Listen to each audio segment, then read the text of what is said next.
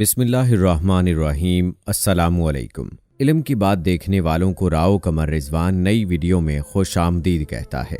दोस्तों, हज़रत जाफ़र बिन सुलेमान रहमतुल्लाह अलैह फरमाते हैं, हज़रत मालिक बिन दिनार रहमतुल्लाह अलैह ने फरमाया, एक मरतबा हज के मौसम में मैं खाना काबा का तवाफ कर रहा था। हाजियों और उम्रा करने वालों की इतनी कसरत थी कि उन्हें देखकर ताज्जुब होता था। मेरे दिल में यह ख्वाहिश थी कि काश किसी तरह मुझे मालूम हो जाए कि इन लोगों में से अल्लाह की बारगाह में कौन मकबूल है, ताकि मैं उसको मुबारकबाद दूं, और जिसके बारे में मालूम हो जाए कि ये मरदूद है और अल्लाह की बारगाह में उसका हज कबूल नहीं, तो उसको नेकी की दावत दूं और उसके लिए दुआ करूं। जब रात को मैं सोया तो ख्वाब में किसी कहने वाले ने कहा, ए मालिक बिन दिनार, तू हाजियों और उम्रा करने वालों के बारे में फिक्रमंद है तो सुन। इस मरतबा अल्लाह ने हर छोटे बड़े, मर्द व औरत, सफ़ेद व स्याह रंगत वाले, अरबी व अजमी, अलगर्ज हर हज और उम्रा करने वाले को बख्श दिया है, लेकिन एक शख्स की मगफरत नहीं की गई। अल्लाह का उस शख्स पर बहुत ज़्यादा गज़ब व गुस्सा है और अल्लाह उससे नाराज़ है। उसका हज कबूल नहीं किया गया, बल्कि उसके मुंह पर मार दिया गया है। हज़रत मालिक बिन दिनार रहमतुल्लाह अलैह फरमाते हैं, उस ख्वाब के बाद मेरी जो हालत हुई उसे अल्लाह ही बेहतर जानता है। मैंने ये गुमान कर लिया कि वो मगजूब शख्स शायद मैं ही हूँ और अल्लाह मुझसे नाराज़ है। मैं बहुत परेशान रहा। सारा दिन इसी गम व फिक्र में गुजर गया। फिर दूसरी रात थोड़ी देर के लिए मेरी आंख लगी तो फिर मुझे इसी तरह का ख्वाब नजर आया और ऐसी ही गैबी आवाज़ सुनाई दी। फिर कहा गया, ए मालिक बिन दिनार, तू वो नहीं जिसका जिक्र किया जा रहा है, बल्कि वो खरासान का एक शख्स है जो बल्ख शहर में रहता है। उसका नाम मोहम्मद बिन हरवन बल्खी है। अल्लाह उससे शदीद नाराज है। उसका हज कबूल नहीं किया गया और उसके मुंह पर मार दिया गया। हज़रत मालिक बिन दिनार रहमतुल्लाह अलैह फरमाते हैं, मैं सुबह खरासान से आए हुए हाजियों के काफिले में गया, उन्हें सलाम किया और उनसे पूछा, क्या तुम में बल्ख शहर के हुज्जाज मौजूद हैं? उन्होंने कहा, हाँ, हम में बल्ख के कई हाजी मौजूद हैं। मैंने फिर पूछा, क्या तुम में कोई मोहम्मद बिन हरवन बल्खी है? उन्होंने कहा, मरहबा, उस नेक शख्स को कौन नहीं जानता। उससे बढ़कर आबिद व जाहिद पूरे खरासान में कोई नहीं। हज़रत मालिक बिन दिनार रहमतुल्लाह अलैह फरमाते हैं कि मुझे उन लोगों की ज़ुबानी उसकी तारीफ सुनकर बड़ा ताज्जुब हुआ, क्योंकि ख्वाब में मामला उसके बरक्स था। बहरहाल मैंने उनसे पूछा, इस वक्त वो कहाँ होगा? लोगों ने कहा, 40 साल से मुसलसल रोज़े रख रहा है और सारी सारी रात इबादत में गुजार देता है। अगर तुम उसे तलाश करना चाहते हो तो मक्का मुकरमा के किसी टूटे फूटे मकान में तलाश करो। वो ऐसी ही जगहों में क़याम करता है। उन लोगों से ये मालूमात हासिल करने के बाद मैं मक्का शरीफ के वीरान इलाके की तरफ गया और उस इब्ने हरवन को ढूंढने लगा। बिलाखिर एक दीवार के पीछे मैंने एक शख्स को देखा। मैंने जान लिया कि यही इब्ने हरून है। उसकी हालत ये थी कि उसका सीधा हाथ कटा हुआ था और उस हाथ की हड्डी में सुराख करके जंजीर डाल दी गई थी। इब्ने हरून ने अपने कटे हुए हाथ को जंजीर की मदद से गर्दन से लगाया हुआ था।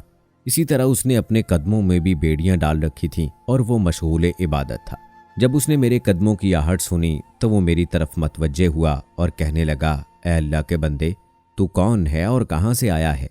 मैंने कहा, मेरा नाम मालिक बिन दिनार है और मैं बसरा शहर का रहने वाला हूँ।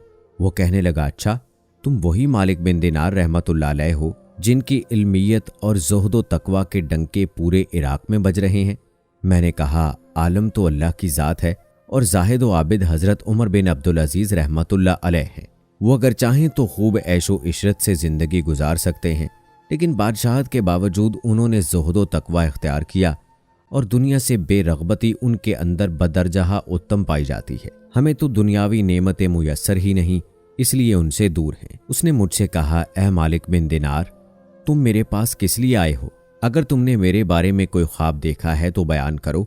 मैंने कहा, मुझे तुम्हारे सामने वो ख्वाब बयान करते हुए शर्म महसूस हो रही है। तो वो कहने लगा, ए मालिक बिन दिनार, तुमने जो ख्वाब देखा है वो बयान करो और मुझसे शर्म ना करो।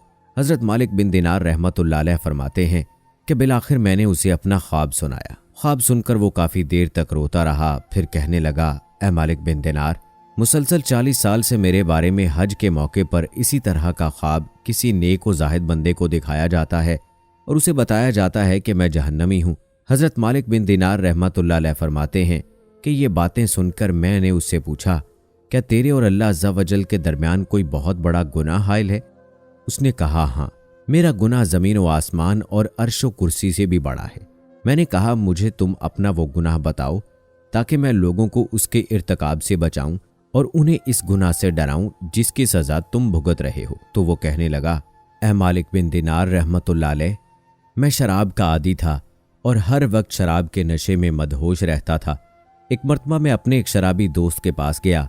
मैंने वहाँ खूब शराब पी। फिर जब मुझ पर नशा तारी होने लगा और मेरी अकल पर पर्दा पड़ गया तो मैं नशे की हालत में गिरता पड़ता अपने घर पहुंचा और दरवाज़ा खटखटाया। मेरी ज़ौजा ने दरवाज़ा खोला। मैं घर में दाखिल हुआ तो मेरी वालिदा तनूर में आग जलाकर लकड़ियां डाल रही थी और उसमें खूब आग भड़क रही थी। जब मेरी वालिदा मुझे नशे की हालत में देखा तो मेरी तरफ आई। मैं लड़खड़ाकर गिरने लगा तो उसने मुझे थाम लिया और कहने लगी, आज शवानल मुअज़्ज़म की आखिरी तारीख है और रमज़ानुल मुबारक की पहली रात शुरू होने वाली है। लोग सुबह रोज़ा रखेंगे और तेरी सुबह इस हालत में होगी कि तू शराब के नशे में होगा। क्या तुझे अल्लाह से हया नहीं आती? ये सुनकर मुझे गुस्सा आ गया और मैंने एक घूंसा अपनी वालिदा के सीने पर मारा और उसे उठाकर जलते हुए तनूर में डाल दिया। मैं उस वक्त नशे में था और मेरे होशो हवास बहाल न थे। जब मेरी ज़ौजा ने यह दर्दनाक मंजर देखा तो उसने मुझे धकेल कर एक कोठड़ी में बंद कर दिया और बाहर से कुंडी लगा दी ताकि पड़ोसी मेरी आवाज़ न सुन सकें और उन्हें मामले की खबर ना हो। मैं इसी तरह नशे की हालत में पड़ा रहा। जब रात काफ़ी गुजर गई तो मुझे होश आया। अब मेरा नशा दूर हो चुका था। मैं दरवाजे की तरफ बढ़ा तो दरवाज़ा बंद था। मैंने अपनी ज़ौजा को आवाज़ दी कि दरवाज़ा खोलो। उसने बड़े सख्त लहजे में जवाब दिया, मैं दरवाज़ा नहीं खोलूंगी। मैंने कहा, आखिर तुम मुझसे इतनी नाराज़ क्यों हो? आखिर मैंने ऐसी कौन सी खता की है? उसने कहा, तूने इतनी बड़ी खता की है कि तू इस लायक ही नहीं कि तुझ पर रहम किया जाए। मैंने कहा, आखिर बात क्या है? मुझे भी तो मालूम हो कि मैंने क्या बुरी हरकत की है। मेरी ज़ौजा ने कहा, तूने अपनी माँ को कत्ल कर दिया है और उसे जलते हुए तनूर में डाल दिया है और अब वो जलकर कोयला बन चुकी है। जब मैंने ये बात सुनी तो मुझसे रहा ना गया और मैंने दरवाज़ा उखाड़ फेंका और तनूर की तरफ लपका। जब तनूर में देखा तो मेरी वालिदा जलकर कोयला हो चुकी थी। मैं ये हालत देखकर बहुत अफसुर्दा हुआ और उल्टे कदमों टूटे हुए दरवाजे की तरफ बढ़ा। अपना हाथ चौखट पर रखा और उस हाथ को काट डाला जिससे मैंने अपनी माँ को घूंसा मारा था। फिर मैंने लोहा गर्म करके इस हाथ की हड्डी में सुराख किया और इसमें जंजीर डालकर गले में लटका लिया। फिर अपने दोनों पाँव में भी बेड़ी डाल ली। उस वक्त मेरी मलकियत में 8,000 दिनार थे। वो सब के सब मैंने गुरूब आफ्ताब से कबल सदका कर दिए। 26 लौंडियाँ और 23 गुलाम आज़ाद किए और अपनी तमाम जायदाद अल्लाह अज़्ज़ा वजल के नाम पर वक्फ कर दी। अब मुसलसल 40 साल से मेरी ये हालत है कि दिन में रोज़ा रखता हूँ और सारी सारी रात अपने परवरदिगार की इबादत करता हूँ और 40 दिन के बाद खाना खाता हूँ। सिर्फ इफ्तारी के वक्त थोड़ा सा पानी और कोई मामूली सी चीज़ खा लेता हूँ। मैं हर साल हज करने आता हूँ और हर साल किसी आलम व जाहिद को मेरे मुतल्लिक ऐसा ही ख्वाब दिखाया जाता है जैसा कि आपको दिखाया गया। ये है मेरी सारी दास्तान इबरत का निशान। हज़रत मालिक बिन दिनार रहमतुल्लाह अलैह फरमाते हैं, ये सुनकर मैंने उसके चेहरे की तरफ अपना हाथ बढ़ाया और कहा, ए मनहूस इंसान, करीब है कि जो आग तुझ पर नाजिल होने वाली है वो सारी ज़मीन को जला डाले। फिर मैं वहाँ से एक तरफ हो गया और एक जगह छुप गया ताकि वो मुझे ना देख सके। जब उसने महसूस किया कि मैं जा चुका हूँ तो उसने अपना हाथ आसमान की तरफ उठाया और अल्लाह से इस तरह मुनाजात करने लगा, ए गमों और मुसीबतों को दूर करने वाले, ए मजबूर और परेशान हाल लोगों की दुआएं कबूल करने वाले, ए मेरी उम्मीदों के लाज रखने वाले, ए गहरे समंदरों को पैदा करने वाले, ए मेरे पाक परवरदिगार, ए वो ज़ात जिसके दस्ते कुदरत में तमाम भलाइयाँ हैं। मैं तेरी रज़ा चाहता हूँ और तेरी नाराज़गी से पनाह मांगता हूँ। तू अपने अफ़ू व करम के सदके मुझे अजाब से महफूज रख और मुझे अपनी नाराज़गी से बचा। ए मेरे पाक परवरदिगार, मैं कमा हक को हूँ तुम्हारी तारीफ़ नहीं कर सकता। तू ऐसा ही है जैसा तूने अपनी तारीफ़ खुद बयान फरमाई है। ए मेरे रहीम व करीम परवरदिगार, तू मेरी उम्मीदों की लाज रख ले। बेशक मैं तुझसे तेरी रहमत का तालिब हूँ। मुझे यकीन है कि तू मेरी दुआ रद्द नहीं करेगा। मैं सिर्फ तुझी से दुआ करता हूँ। ऐ अल्लाह, मौत से पहले मुझे अपनी रज़ा का मजदा सुना दे और मुझे अपने अफ़ू व करम की एक झलक दिखा दे। हज़रत मालिक बिन दिनार रहमतुल्लाह अलैह फरमाते हैं कि उसकी ये रिक्कत अंगेज़ मनाजात सुनकर मैं अपनी मंजिल की तरफ लौट आया। फिर जब रात को नींद आ गई तो दिल की आंखें खुल गईं मुझे ख्वाब में प्यारे आका मदीने वाले मुस्तफ़ा सल्लल्लाहु अलैहि वसल्लम की ज़ियारत नसीब हुई। आप सल्लल्लाहु अलैहि वसल्लम ने इरशाद फरमाया, ऐ मालिक बिन दिनार, तू लोगों को अल्लाह की रहमत और उसके अफ़ू व करम से मायूस मत कर। बेशक अल्लाह मोहम्मद बिन हारून के अफ़ाल से बाखबर है और अल्लाह ने उसकी दुआ कबूल फरमाकर उसके लग़्ज़िशों और ख़ताओं को माफ़ कर दिया है। तू सुबह उसके पास जाना और उससे कहना, बेशक अल्लाह बरोज़े क़यामत मैदान माशर में तमाम अव्वलीन व आखरीन को जमा फरमाएगा। अगर किसी सींग वाले जानवर ने बग़ैर सींग वाले जानवर को मारा होगा तो उसको बदला दिलवाएगा और ज़र्रे ज़र्रे का हिसाब लेगा। अल्लाह फरमाता है, मुझे अपनी इज़्ज़त व जलाल की कसम, मैं ज़र्रे ज़र्रे का हिसाब लूँगा। और अगर किसी ने ज़र्रा भर भी जुल्म किया होगा तो मजलूम को जालिम से उसका हक दिलवाऊँगा। ऐ इब्ने हारून, कल बरोज़े क़यामत अल्लाह अज़्ज़ा वजल तुझे और तेरी माँ को इकट्ठा करेगा और तेरे बारे में फ़ैसला होगा। फरिश्ते तुझे मजबूत जंजीरों में जकड़कर जहन्नम की तरफ धकेल देंगे।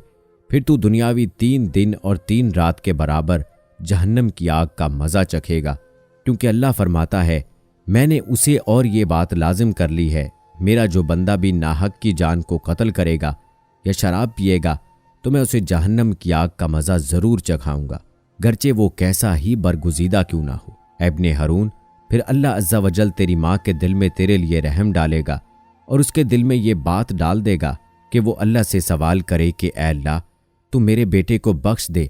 फिर अल्लाह तुझे तेरी वालिदा के हवाले कर देगा। तेरी वालिदा तेरा हाथ पकड़कर तुझे जन्नत में ले जाएगी। हज़रत मालिक बिन दिनार रहमतुल्लाह अलैह फरमाते हैं, जब सुबह हुई तो मैं फ़ौरन इब्ने हारून के पास गया और उसे बशारत दी कि आज रात ख्वाब में मुझे प्यारे हजूर सल्लल्लाहु अलैहि वसल्लम आए थे। आप सल्लल्लाहु अलैहि वसल्लम ने मुझे तेरे बारे में इस तरह फरमाया है। फिर मैंने उसे अपना पूरा ख्वाब सुनाया। खुदा की कसम, मेरा ये ख्वाब सुनकर वो झूम उठा और उसकी रूह इस तरह आसानी से उसके तन से जुदा हुई जैसा कि पत्थर को जब पानी में डाला जाए तो वो आसानी से नीचे की जानिब चला जाता है। फिर उसकी तजहीज़ व तकफीन का इंतज़ाम किया गया और मैंने उसके जनाजे में शिरकत की। अल्लाह हम सब को अपनी रहमत कामिला का साया अता फरमाए, हमें लम्हे भर के लिए भी जहन्नम की आग में न डाले। हमारे कमज़ोर जिस्म जहन्नम की आग को बर्दाश्त नहीं कर सकते। हमसे तो दुनियावी आग की चिंगारी भी बर्दाश्त नहीं होती, तो जहन्नम की वो सख्त आग किस तरह बर्दाश्त होगी। अल्लाह हमें हजूर नबी करीम सल्लल्लाहु अलैहि वसल्लम के सदके नारे जहन्नम से महफूज रखे। अल्लाह पाक हमारी ख़ताओं को माफ़ फरमाए, हमें दीन दुनिया की भलाइयाँ अता फरमाए और अपनी दायमी रज़ा से माला माल फरमाए। आमीन सुम्मा आमीन। उम्मीद करते हैं दोस्तों हमारी आज की ये वीडियो आपको पसंद आई होगी। इस वीडियो के बारे में अपनी राय कमेंट बॉक्स में ज़रूर दीजिएगा। मिलते हैं अगली वीडियो में, तब तक के लिए अल्लाह हाफिज़।